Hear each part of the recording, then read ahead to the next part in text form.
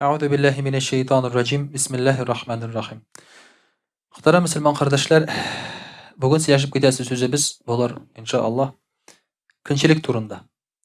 Ләкин көнчелек шулай бит теге кешенең үзенең хатынын ирен көнләү турында түгел, Аллаһы Тәгаләнең көнчелеге турында. Muhterem kardeşler, bu бик тә мөһим хәдис диясем килә икән, мөһим тема диясем килә, шул мәгънәсендә Аллаһы Тәгаләнең безгә карата мөнәсәбәтен күрсәтә. Менә шушы бүгенге тема. Чөнки Аллаһы Тәгалә безгә ничек карый? Аллаһ Тәгалә безне нәрсәгә дөньяга китергән?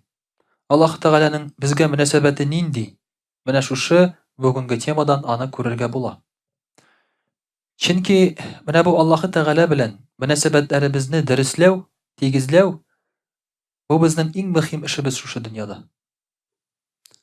Шуңа күрә дә бит ислам диненең девизы нинди? Ла илаха илляллаһ Мухаммад Расулуллаһ. Аның девизы нинди? Радиту биллаһи раббан ва бил ислами динан ва би Мухаммадин расулан саллаллаһу алейхи ва саллям. Аллаһы Тәгаләдән риза булдым. Илаһ буларак, Раббы буларак, дин ислам диненнән риза булдым. Дин буларак һәм Мухаммад саллаллаһу алейхи ва саллямнан риза булдым, пәйгамбәр буларак. Менә бу мөхтәрәм кардәшләр, ризалык. Аллаһы Тәгалә белән, аның диненнән, аның расуленнән саллаллаһу алейхи ва саллям риза буларга кирәк.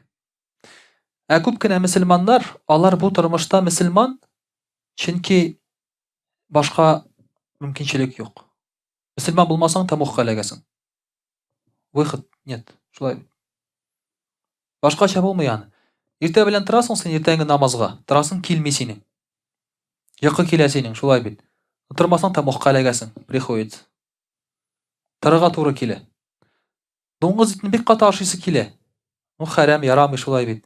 Әнә бит ничек матур итеп аны ашап утыралар, шулай бит. Матур-матур кызлар җыелып, күл буенда рәхәтләнеп, шулай бит, сулар керешеп, купальниклардан гына. Син дә шунда барыр идең алар кебек, шулай бит. Синең монда хатының пәрәнҗәлән утыра, капланган килеш. Алар бер төркем белән җырлыйлар, син монда аерым утырасың, шулай бит. Булмый, ярамый, гынах. Тегендә кызыгасың инде син үзе. Бик кызыгасың, ну, булмый, шулай бит, гынах, тамукка керәсең. Менә шуңа күрә мөхтәрәм кардәшләр, дин ул күп очракта күп мөселманнар өчен мәҗбүри кылына торган гамәл килеп чыга. Шунлыктан мөселманнарның барлыкка килә депрессиялары, борчулары, авырлыклары, шулай бит. Ризасызлык күңелдә. Шуңа күрә дә ислам динендә менә бу бик матур сүзләр, дугалар. Аллаһы Тәгаләдән риза булу. Ягъни Аллаһы Тәгалә синнән теләгән бөтен нәрсәгә дә син риза булу. Син аны риза һәм яратып кабул итәсең. Мәҗбүри булып түгел, яратып кабул итәсең.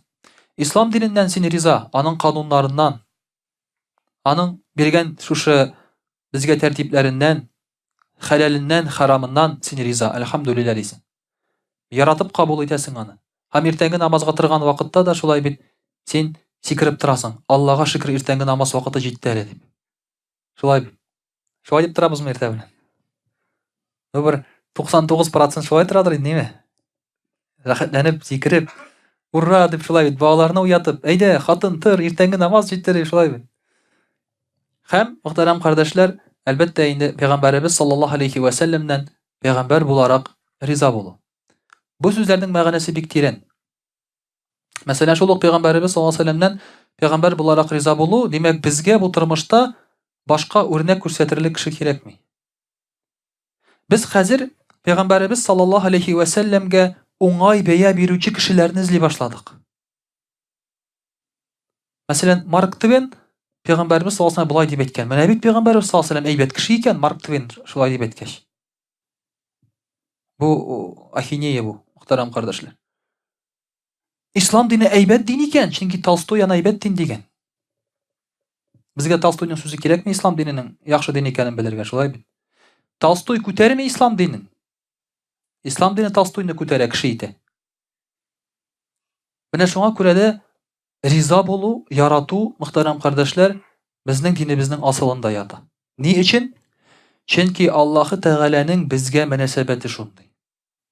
Пәйгамбәрбез саллаллаһу алейхи ва саллям әйтә: "Инна Аллаһ ягharу ва гайратуллаһи ан я'тиял муъмину ма харрамаллаһ." Чынлыкта Аллаһы Тәгалә көнләшә ди. Һәм Аллаһы Тәгаләнең көнләшүе ул мөэмин мөселман кешенең хәрам эшне эшләгән вакытында күренә ди. Ягъни Аллаһы Тәгалә безне тыйды ниндидер эшләрдән шулай бит. Хәрам гамәлләрдән. Аллаһы Тәгалә тыя безне, мәсәлән, шул ук аракы эчүдән, зина кылудан, тыя безне дуңгыз ите ашаудан шулай бит. Гаврәтләребезне ачып бирүдән. Аллаһ Тәгалә безне тыйды. Ләкин бу әйберләр ләззәт китерә торган әйберләр. Бу әйберләр ләззәт китерә. Һәм мөэмин мөселман кеше шушы эшләрне эшләсә, Аллаһы Тәгалә көнләшә. Чөнки мөселман кешесенең бу ләззәтне яратуы Аллаһы Тәгаләне яратуга караганда көчлерәк була. Менә бу көнләшү. Ни өчен хатыныбызны көнләшәбез? Шулай хатыныбыз килә дә, анда ниндидер бер җегет белән хихи-хаха сөйләшеп тора шулай бит. Без көнләшәбез. Ләкин көнләшү бу очракта ике төрле була. Ир кешенең хатынын көнләшүе ике төрле. Беренчесе, ул үзенең хатынын ярата һәм үзенең хатынын башка кешеләр янына китүен теләми. Икенчесе, ул хатынын күреп көнләшми, теге кешегә ачуы килә. Шулай бит. Нәрсәгә ачуы килә? Бу минем хатын, минем хатын белән сөйләшеп тора икән рәхәтләнеп, димәк миннән курыкмый. Шуңа ачуы килә. Монсы икенче төрле көнләшү. Бунда хатын ни берчем? Хәт шунда 100 кеше белән сөйләшеп торсын, хәт шунда тиеп алып китсеннәр шулай бит, сиңа барбер. Монда сине ихтирам итмиләр, шулай бит. Хатынны көнләшүдән түгел, хатынның китүеннән курыкмыйсың син. Авторитетыңны югалтудан куркасың. Аллаһы Тәгаләнең көнләшүе, мөхтәрәм кардәшләр, икесе дә чагыла монда. Һәм Аллаһы Тәгаләнең көнләшүе ул безне яратудан көнләшүе. Нәкъ шуңа күрә Алла Пәйгамбәрбез саллаллаһу алейһи ва саллям аны көнләшү дип атады да. Чөнки Аллаһы Тәгалә безгә потребительски карамый. Мәсәлән, бу кеше кирәк булса таптым, юкка чыгарам ди Аллаһ Тәгалә шулай. Кирәк булса табукка ыргытам, кирәк булса җәннәткә кертәм, кирәк булсам кылагын күтенә ябыштырам. Теге бер дигән шикелле. Юк. Аллаһы Тәгалә безне ярата. Менә шушы хәдиснең мәгънәсе нәкъ шунда. Аллаһы Тәгалә безгә яратып карый. Ул безгә рәхмәте белән караса да яратып карый. Җәза бирсә дә ярата. Кай вакытта бит Аллаһ Тәгалә җәза бирә башласа, без әйтәбез: "Эй Раббым, нишләп син мине яратмыйсың?" дибез. Нәрсәгә сынау бирәсең дибез. Әмма бит баланы, үзебезнең балабызны да ачулансак, бер начарлык эшләсә, ул бит яратудан ачуланабыз. Шырпы белән уйный бала. Без аны ачуланабыз, кулына сугабыз, шырпысын тартып алабыз шулай бит. Без бит ул шырпы жалкы түгел безгә. Бер камал шырпы алып кайтып бирә алабыз без аңа шулай бит. Уйнасын рәхәтләнеп. Бала безгә жәл. Үз-үзенә зыян китерә. Ярар, өйгә утыртамы, тагын нәрсәне яндырамы, әмма бит ул үз-үзенә зыян китерә. Менә Аллаһ Тәгаләнең мөхтәрәм кардәшләр безгә мөнәсәбәте шундый дип Пәйгамбәрбез саллаллаһу алейхи ва саллям. Һәм инде иманлы кеше, булсын башка бер кеше, әгәр дә башка гөнаһлы эш кылса, Аллаһы Тәгаләдән башка бер затка табынса, бу Аллаһы Тәгаләнең теге авторитетына зыян китерү генә түгел. Гәрчә без аңа зыян китерә алмыйбыз. Бу мөхтәрәм кардәшләр, Аллаһы Тәгаләнең яратуының кадерен белмибез дигән сүз. Аллаһы Тәгаләнең яратуының кадерен белмибез дигән сүз. Менә бу Аллаһ Тәгаләнең мөхтәрәм кардәшләр безгә карата булган шулай бит көнчелеге. Һәм менә шушыннан инде без аңлыйбыз, Аллаһы Тәгаләгенең белән безнең арабызда нинди хисләр булырга тиеш. Ул да булса шулай бит ярату хисе. Кай вакытта ислам динен күрсәтергә телиләр куркыту дине буларак. Мәсәлән, христиан дине ул ярату дине, шулай бит. Алланы ярату, кешеләрне ярату. Ислам дине ул страх, куркыту, террор дине, шулай бит. Аллаһ Тәгалә безгә әйтә: "Намаз укымасагыз, тамухка, все однозначно." Монда бер нинди теге шик калдырмый, шулай бит. Гафу итәм, юк. Намаз укып аның тамукка. Хатын-кыз яулык бәйләмәде, җәннәтнең исен дә сизми. Кафирләрне тотыгыз, үтерегез, бетте китте. Менә шулай дип күз алдына китерергә тырышалар ислам динен, куркыту дине буларак. Әмма ислам дине, мөхтәрәм кардәшләр, Аллаһы Тәгаләне һәм кешеләрнең дә, Алланың да кешеләрне ярату дине. Менә шуның турында сөйлим, шушы бүгенге менә бу хәдисебез. Һәм кеше гөнаһ кылган вакытта Аллаһы Тәгалә ачулана. Аллаһ Тәгалә ачулана, бу кешене җәзалый, әмма ачулана ул. Бу кылым минем хәләлемне, мине әзрәк ярата шушы хәрәмгә караганда дип. Менә шуның өчен, мөхтәрәм кардәшләр, аның ачуы килә һәм шуның өчен аның җәзасы була икән. Инде, мөхтәрәм кардәшләр, әгәр дә карасак, шулай бит. Нәрсә соң ул гөнаһ дип әйтик, шулай бит. Гөнаһ ул ниндидер ышану, я булмаса сүзләр, эшләр, ниндидер гамәлләр, шулай бит, Аллаһы Тәгаләнең гамәленә каршы килүче. Аллаһы Тәгаләнең гамәленә каршы килүче әйберләр. Һәм кеше гөнаһ кылган вакытта Аллаһы Тәгаләне яратам дип, я булмаса Аллаһы Тәгалә минем өчен хөрмәтле, кадерле дип әйтә алмый. Бу хадистән шундый тагын нәтиҗә ясыйбыз. Менә монда шулай ук Пәйгамбәрбез саллаллаһу алейһи ва сәлләмнең хадисе аңлашыла. Пәйгамбәрбез саллаллаһу алейһи ва сәлләм әйтә: әгәр дә мөселман кешесе зина кылса, ул мөселман түгел ди. Ягъни сиңа гөнаһ ләззәт китерә икән, демәк син аны яратасың, Аллаһ Тәгаләне түгел. Аллаһы Тәгаләне яратсаң, ул яратмаган әйберне син эшләмисең. Менә әйтик, теге кызлар артыннан йөргән чакны искә төшерик әле, шулай бит. Үзебезнең. Иләнгән чакны түгел, иләнгәннән соң без инде ул бетә инде, ул шулай бит. Йөргән чакны искә төшерик. Шулай бит, киләбез. 1 сәгать көтеп торабыз без аны. Спокойно көтәбез, 1 сәгать, бер сүз әйтмибез. Салкынмы, яңгырмы, шулай бит, анда безгә барбыр, көтеп торабыз. Хатынны көтмисең инде 1 сәгать, шулай бит.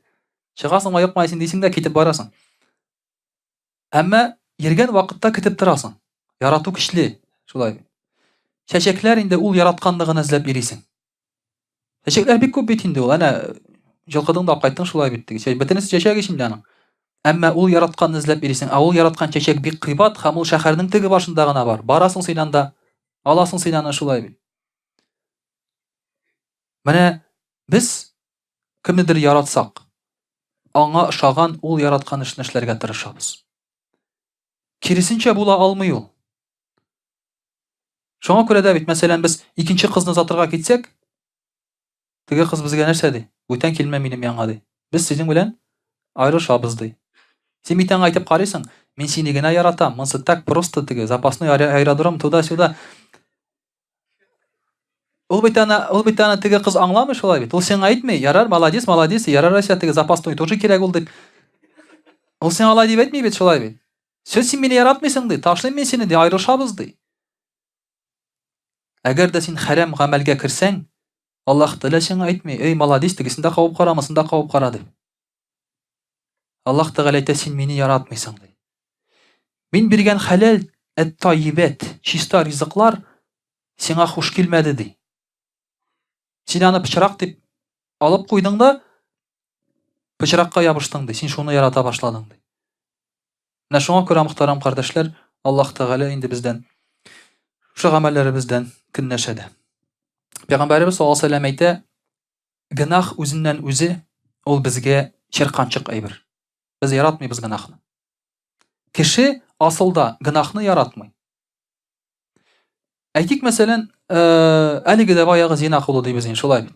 Ну, ул самый теге нормальный әйбер бит инде. Теге ләззәт китерә торган әйбер инде. Аракысы аның спорный әле, шулай бит. Зина кыласыз кеше ди.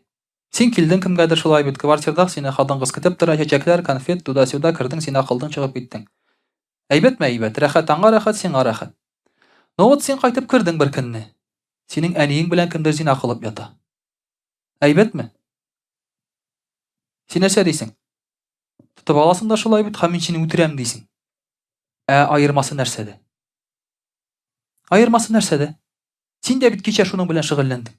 Кемнеңдер әнисе белән, кемнеңдер сеңлесе белән, кемнеңдер апасы белән, кемнеңдер кызы белән, яки синең кызың белән ниндидер шулай бит бер хахил ятанда, шулай бит караватта кочаклашып, син нәрсә дисең кызыма? Ой, кызым, молодец, үскәнсең дисеңме? Булдырасың дисеңме?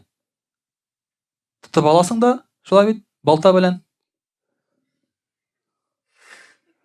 сөннәткә утыртасың, шулай бит.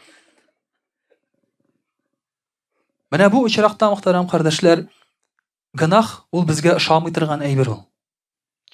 Әгәр дә карасак, гынахның асылы ул пычрак әйбер. Мәсәлән, син үзең арак эчәсең. Сиңа рәхәт, ләззәт. Әмма мәсәлән, синең яныңда автобуста бер исерек килеп утырса, маңкасы ага, пычрак шулай бит. Тора-тора да өстеңгә кыса башлый. Син әйтәсең, ой, молодец, кичә мин дә шулай бисеңме? Син аны тотып кыйныйсың шулай бит. Урамга чыгарып атасың син аны.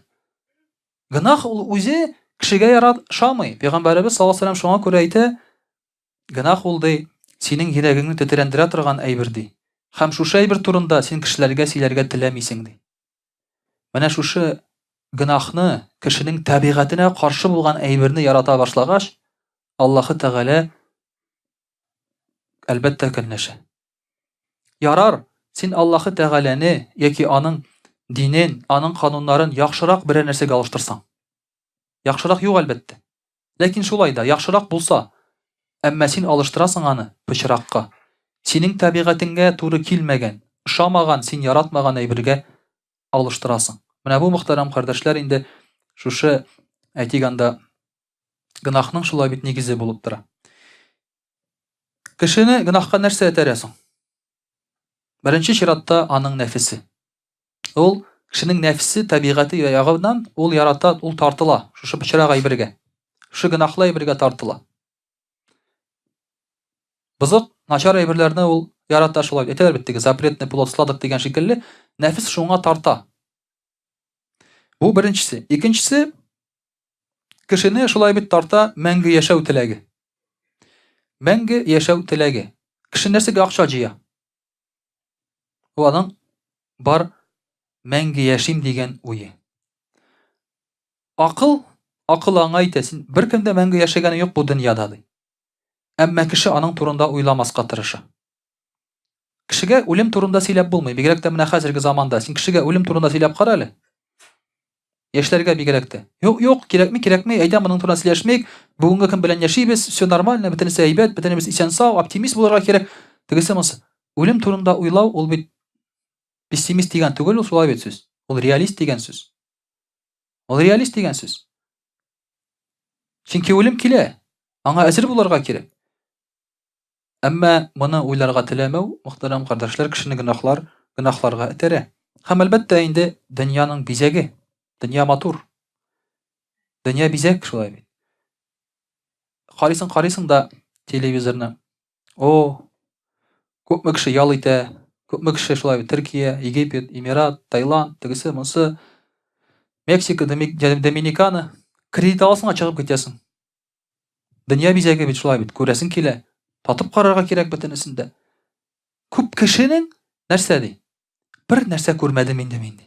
Шулай бит. Күп кеше әйтә, алгайгач, бу дөньяда бер нәрсә күрә алмадык без ди. Менә безнең әби бабаларның авызыннан андый сүз чыкмый иде. Без бер нәрсә күрә алмадык дигән. Аларның максаты нәрсәдер күрү түгел иде. Аларның күрше авылдан да ярак киткәннәре булмады. Әби бабайларыбызның шулай бит. Менә син гомер буе бер авылда яшәп кара әле. Монда бар кешеләр бер эштә бер ел эшли алмыйлар. Шулай бит. Туйдыра, ул просто туйдыра. Кешеләрен туясын күреп, эшеннән туясын, икенче эшкә китәсең аннан соң. Ә монда гомер буе бер эштә, бер урында, бер үк кешеләр белән, бер үк авылда, бер үк җирдә, бер үк сукмак, бер нәрсә үзгәрми. Бер нәрсә үзгәрми. Алар Аллаһка шөкер диләр. Алар әйтмиләр, "Эй, нәрсә күрдек инде без бу дөньяда" дип. Без әйтәбез, алар нәрсә күрде инде дип. Аларның күрәсе дә килмәде. Аларның дөрес итеп яшисләре килде. Алар дөнья бизәгенә кызыкмадылар, дөньяны бизәргә кызыктылар. Менә бу мөхтәрәм кардәшләр, аермасы моның бик зур. Менә шушы әйберләр шулай бит безне гынахка этәрә. Әмма бу без санап киткән әйберләр бөтенесе дә булар, мөхтәрәм кардәшләр, ялган. Әлбәттә бу ялган хисләр һәм ялган хыяллар. Инде шундый бер сүз бар. Әгәр кешегә бәла-каза килсә, элек әйтә торган булганнар, бу кешегә Аллаһы Тәгаләнең көнчелеге төште дип. Ягъни кешегә бәла-каза килсә, бу кешегә Аллаһы Тәгаләнең көнчелеге төште дип. Бу урысча әйтсәк, бьет значит любит инде. Менә каян килгән икән ул, шулай бит, урысларның мәкале. Ислам диненнән килгән икән ул. Бьет значит любит. Нәрсәгә бьет? Көнләшә. Шуңа күрә, нәрсәгә көнләшә? Любит. Менә монда да Аллаһы Тәгалә кешегә бәла-каза бирсә, димәк ул кешене Аллаһы Тәгалә ярата. Ягъни син ди адаштың ди, мин сиңа бәла-каза бирәм, сине кире кайтарам ди. Сине кире кайтарам минем яныма ди. Чөнки бәла-каза килгәндә кеше сразу дингә килә. Акчасы булмаса, авырып китсә, шулай бит кеше сразу дингә килә. Исемнәрен үзгәртеп бетерә, хатынын ислам кабул итә, никахлар укыта, хәләл ашый башлый, намаз укый башлый, анысы нормальләшкәч тагын чыгып китә, шулай бит. Авыр вакытта кеше гел диндә, гел мәчеттә. Инде мин хәзер 12 ел буе мәчеттә утырып, әллә нинди кешеләрне күреп бетердем инде шулай. Берәр ел мәчеттә утырган кешеләр бар. Эш юк, шулай бит, хатын мырылдый. Бөтенесе нормаль булгач юкка чыга ул. Әллә нигә бер килеп китә аннан соң. Акча сарарга килә инде. Менә мөхтәрәм кардәшләр, шушы Аллаһның көнчелегенә дучар булды дип әйтәләр бу кешене. Аллаһы Тәгаләнең көнчелегенә. Шулай итеп, Аллаһ Тәгалә безгә сынау бирсә дә, безне яратса да, безгә ничек кенә караса да, буларның бөтенесенең нигезендә ята Аллаһ безне үзенә якын итү. Менә шушыны безгә иң беренче чиратта мөхтәрәм кардәшләр онытмаска кирәк. Инде мөхтәрәм кардәшләр, русчада сөйләп алырбыз. А'удhu billahi minash shaitanir rajim. Бисмиллахир рахманир рахим. Дорогие друзья, сегодня мы говорим о ревности. О ревности, которую оказывает Аллах Тааля на своих рабов. На самом деле это качество ревности сейчас у нас уже отходит на второй план. Отходит на второй план. Почему? Это неправильно. Когда в обществе пропадает ревность, это значит общество мертвое. Когда в сердце нет ревности, это значит сердце мертвое, значит неспособное любить. Только одно животное в природе не обладает ревностью. Свинья. У остальных животных есть ревность. Например, быки бодаются из-за ревности. Да? Петухи дерутся из-за ревности. Два петуха, зачем еще им драться? А? Два петуха дерутся из-за ревности. Тут курочки ходят, сейчас девушек тоже курочками называют, да? Тут курочки ходят, а тут еще конкурент появился. Все, надо подраться, кто победит. Вот ревность, дорогие друзья, сейчас в нашем обществе пропала. Твоя жена может выходить открыто, в открытой одежде. Кто ревнует свою жену? В клуб даже может уйти без тебя. Вернуться утром. Где была? Отдыхала. Ну ладно, тогда нормально все. Действительно, дорогие друзья, в нашем обществе такое понятие, как ревность, начинает исчезать.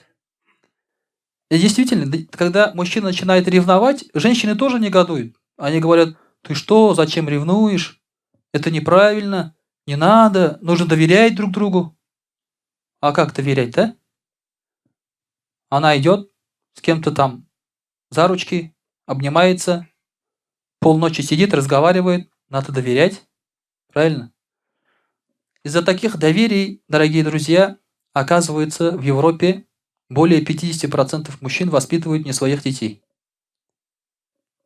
Из-за такого доверия, так скажем. А потому что все, это считается нормально уже. И это специально делает шайтан, дорогие друзья, на самом деле. Чтобы у нас вот эти человеческие нормальные чувства потерялись. И поэтому Аллах Субханаху ва Тааля ревнив, дорогие друзья. Аллах Субханаху ва Тааля ревнив, как бы это странно нам не показалось. Однажды Саад ибн Убада, рады Аллаху анху, сказал перед всеми сахабой, там был пророк, саллаллаху алейхи ва саллям, и сказал: Если, говорит, кто-то приблизится к моей жене, я зарублю его мечом. Все. Раньше не церемонились с этим. Я не говорю, что сейчас идите тоже расстреляйте всех своих, да? Нет. Раньше ревность была более такой сильной, так скажем. Я, говорит, зарублю его мечом. Пророк, саллаллаху обратил внимание на ревность Сагда и сказал: видите, говорит, как Сагд ревнив. Знаете, говорит, что я более ревнив, чем он, а Аллах Тааля еще ревнивее, чем я. Аллах Тааля ревнует своих рабов. Как говорит пророк, саллаллаху алейхи вассалям: «Ла ахадун агьяра мин Аллахи ва лидалика харрама аль-фавахиша ма захара минха ва ма батана». Аллах Тааля нет никого ревнивее, чем он, и поэтому он запретил все мерзости, будь то открыто или скрыто. Аллах Тааля запрещает мерзости, дорогие друзья, потому что ревнует, что мы любим эти мерзости больше, чем его. Больше, чем его. Иногда говорят, как бросить курить. Как бросить курить? Надо любить Аллаха больше, чем сигарету. Как бросить пить? Надо любить Аллаха больше, чем спиртное. Бесполезно говорить человеку: бросай пить, там умрешь, вредно, туда-сюда. Это все временно.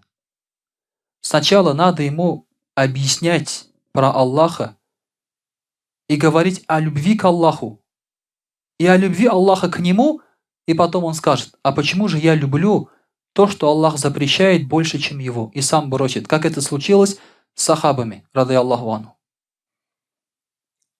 Вот у нас, дорогие друзья, у мусульман, к сожалению, в этом мире мы все еще мечемся. Мы не можем оставить все наши пороки окончательно. У каждого из нас есть какой-то свой определенный грех, который он не может оставить. Почему? Потому что это ему еще нравится. Я знаю, что есть мусульмане, которые покуривают, которые и выпивают, которые и зина делают. Есть такие, которые еще и немножко подворовывают. Есть те, которые еще и кредиты берут, и дают кредиты, и так далее и тому подобное. То есть все эти вещи, они доставляют нам удовольствие.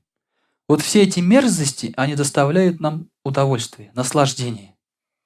Из-за этого мы не можем расстаться. И получается, что ты ходишь на два фронта. Ты Аллаха любишь, и это любишь, но это невозможно. Даже пророк, саллаллаху алейхи вассалям, когда у него было столько жен, он говорил: «О Аллах, я могу разделить все, а сердце разделить не могу, люблю только одну». Аишу, рады Аллаху анха. И когда человек говорит: «Я люблю и жену, и любовницу», это же так не бывает. Так не бывает. Если ты жену любишь, то ты дорожишь ее чувствами и не будешь любовницей, правильно? Если ты любишь любовницу, которая мечтает, чтобы ты бросил жену и пришел к ней, ты бросишь жену. Такого не бывает. Поэтому Аллах Субханаху ва Тааля нам говорит: выбирайте. Я, говорит, ревнив. Аллах Тааля говорит: нет ревнивее меня. Выбирайте.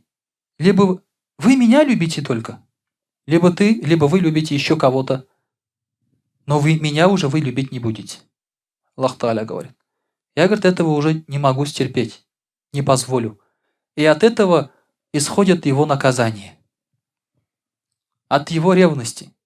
От того, что его раб отвернулся от него. Начал любить кого-то или что-то другое. Вот что лежит в основе религии. Это твоя любовь к Аллаху Субханаху ва Тааля. В этой любви есть все. И страх, и надежда. Здесь есть и преданность, и верность, и страх разочаровать. Здесь все есть. В слове «любовь» есть все. Хотя некоторые хотят сузить это все и сказать: мы должны бояться Аллаха. Говорят же ат-таква, богобоязненность. Надо бояться Аллаха. Страх, боязнь это не лучший товарищ в этом случае. И никогда не был им. И никогда не был. Никогда нельзя держать народ или человека, в общем, в страхе. Потому что это даст обратный эффект через некоторое время. И поэтому мы, дорогие друзья, любим Аллах Субханаху ва Тааля, и Он нас любит. И поэтому Аллах Субханаху ва Тааля, когда мы делаем грех, из-за любви говорит ангелам: подождите, не записывайте. Подождите, говорит, не записывайте. Несколько часов наш грех не записывается. Аллах Тааля дает нам шанс. Возможно, говорит, Он еще передумает. Если мы делаем грех, Он говорит: ладно, запишите ему один грех. Если Он его исправит, запишите ему один саваб. Если он сделал что-то доброе, запишите ему 10 вознаграждений, 10 савабов. То есть любовь Аллаха Субханаху ва Тааля в ответ, она безгранична. Она несоизмерима с тем, что ты даешь Аллаху Субханаху ва Тааля.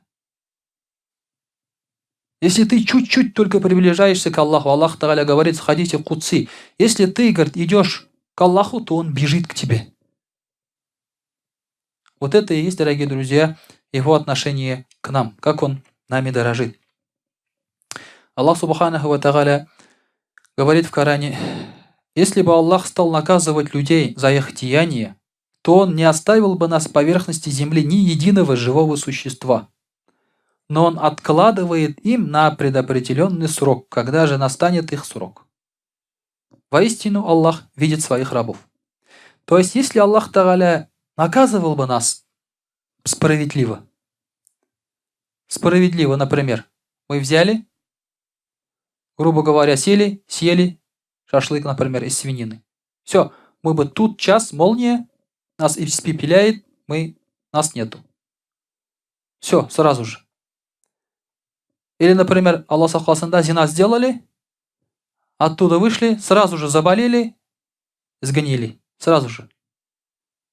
Нет, Аллах Тааля нам еще дает шанс. Он не просто жестокий тиран, а когда ты любишь очень сильно, ты даешь шанс на прощение. Иногда бывает так, дорогие друзья. Например, твоя жена тебе изменяет, ушла к другому, через год обратно. Да? И ты начинаешь уже метаться, что делать? Вернуть или не вернуть? Все решает любовь. Даже дети не решают. Все решает любовь. Если ты ее любишь, ты говоришь: ладно, давай, возвращайся, я тебя прощаю. А если уже любви нет, то ничего уже не поможет. Обида сильная, большая, все, иди, уходи и так далее. Вот таким образом, дорогие друзья, Аллах Субханаху ва Тааля до нашей смерти дает нам шанс. Возможно, говорит, Он покается. Вот этот срок, который нам дан, наша смерть, это не просто время, которое мы проводим здесь на земле. Это время, которое нам дано, чтобы мы показали себя с максимальной стороны. Когда уже совсем шансов никаких нет, человек ни при каких обстоятельствах уже не кается, не верует, тогда Аллах Тааля говорит: ну все тогда. Ему был дан шанс. Я все, что мог, сделал.